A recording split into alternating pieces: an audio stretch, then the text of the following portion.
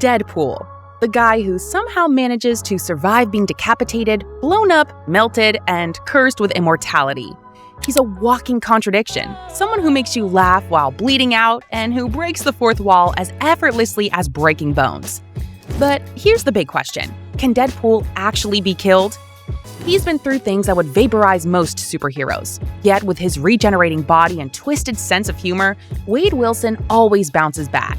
Today, we're going to explore the wildest ways to kill Deadpool, or at least try. From comics to movies, from magic blades to cosmic weapons, we're uncovering every bizarre, shocking, and hilarious method Marvel has thrown at him. So, grab your chimichangas, because this is going to get messy. Before we dive into the many ways Deadpool can die, let's understand why he's so annoyingly hard to kill. Deadpool's healing factor is next-level absurd. He can regenerate from a single cell, survive decapitation, and walk away from explosions that would turn most heroes into ash. It's basically Wolverine's healing factor on steroids. But it doesn't stop there. His healing factor also gives him immunity to disease, poison, and even aging. He's essentially a walking, talking cockroach in red spandex. Impossible to exterminate. Even his enemies have to wonder, why won't this guy stay dead?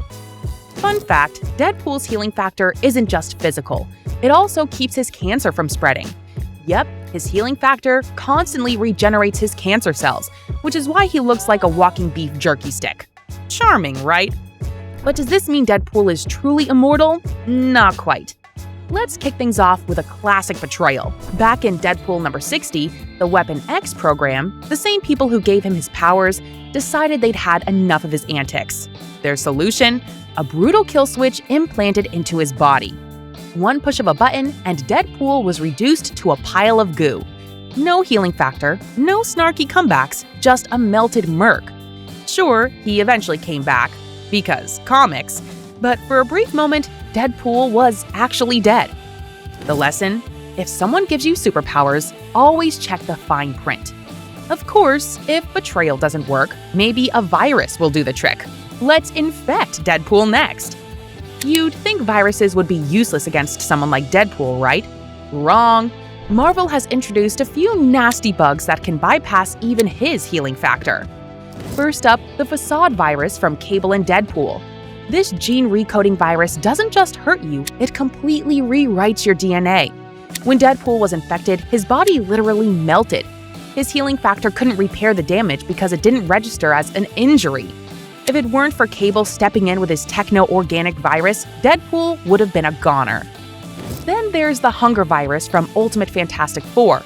This virus turns people into zombies, and not the fun, slow-moving kind. Deadpool resisted it for a while, but even his healing factor couldn't hold out forever.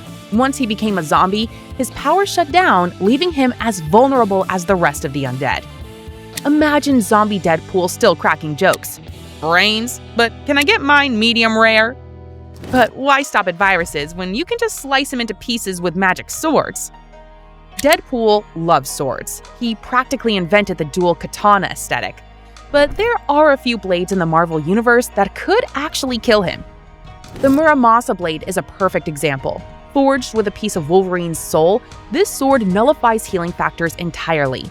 Wolverine himself almost died from it, so you can bet it would slice through Deadpool like butter. Then there's the Carbonadium swords, which emit radiation that weakens healing powers. Deadpool has actually used these swords against his enemies, but they could just as easily be turned against him. Imagine getting taken out by your own weapon. Talk about ironic.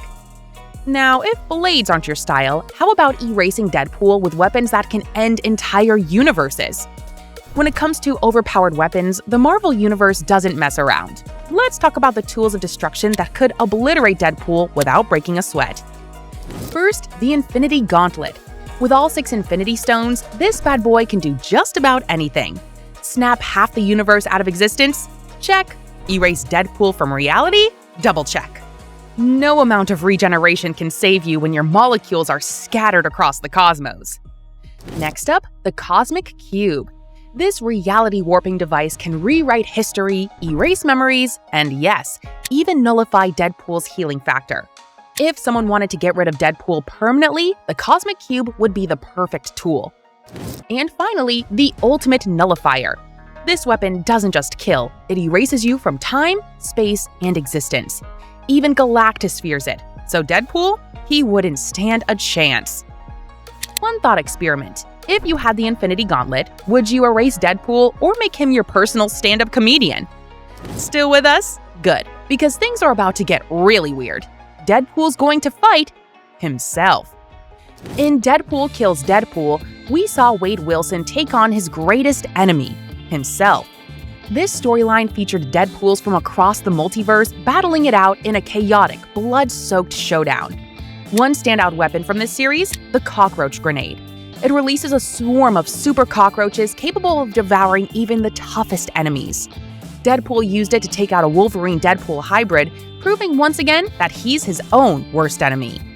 As if battling alternate versions of yourself isn't wild enough, wait until we flip his healing factor into a death sentence.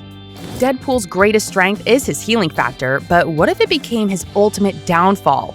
Enter the Air Machine from Return of the Living Deadpool. In an alternate zombie-infested reality, Deadpool used this device to reverse his healing factor. Instead of regenerating, his body began rapidly degenerating. Think of it as hitting the reverse button on his powers. Every injury, every scar, every cut worked against him instead of for him. It didn't stop there. The degenerative effect spread to other infected Deadpools in this universe, reducing them all to nothing but dust. While it was Wade's ingenious plan to stop an army of zombie Deadpools, it was also proof that his own healing factor could be his undoing. This method is as poetic as it is tragic. It shows that even the seemingly invincible Wade Wilson isn't immune to his own genius, or stupidity, depending on how you look at it. Turning his own powers against him is one thing, but what happens when you throw magic werewolf hammers into the mix? Magic and Deadpool don't mix well, and the Moonborn Hammer is proof of that. In Fear itself, Deadpool, Wade faced off against a gag villain named Walrus, using a magical hammer tied to a clan of werewolves. At first, the hammer was just a ruse to make Wade's fake protection racket seem legitimate. But things got weird when the hammer was exposed to moonlight, unleashing its true powers.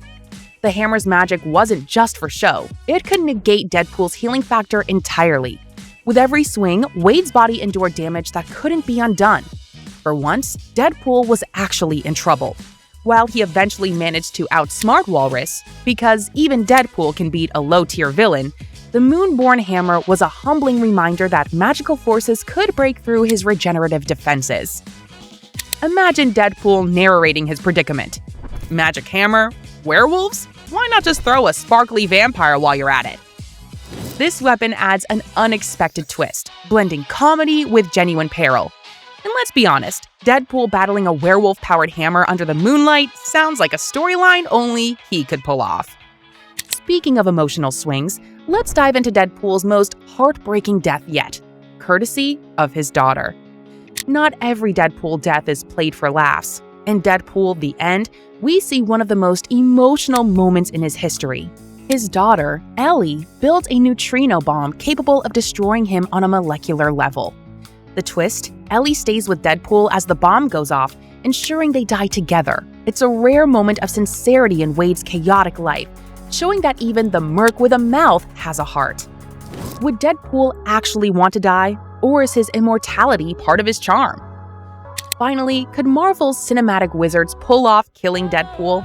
Let's see what the MCU has up its sleeve. We've talked about the comics, but what about the Marvel Cinematic Universe? Could the MCU actually kill Deadpool? Theoretically, yes. Doctor Strange could banish him to another dimension, or they could toss him into a black hole. But would Marvel Studios really want to get rid of their most irreverent, fourth-wall-breaking character? Not a chance. Ryan Reynolds is practically Deadpool in real life, and the world isn't ready to say goodbye to him. So, can Deadpool actually be killed? The short answer is yes, but it's complicated. From magic swords to cosmic weapons, there are plenty of ways to take him down. But the real question is, should we? Deadpool might be annoying, loud, and completely unfiltered, but he's also the guy who makes the Marvel Universe just a little more fun. What do you think?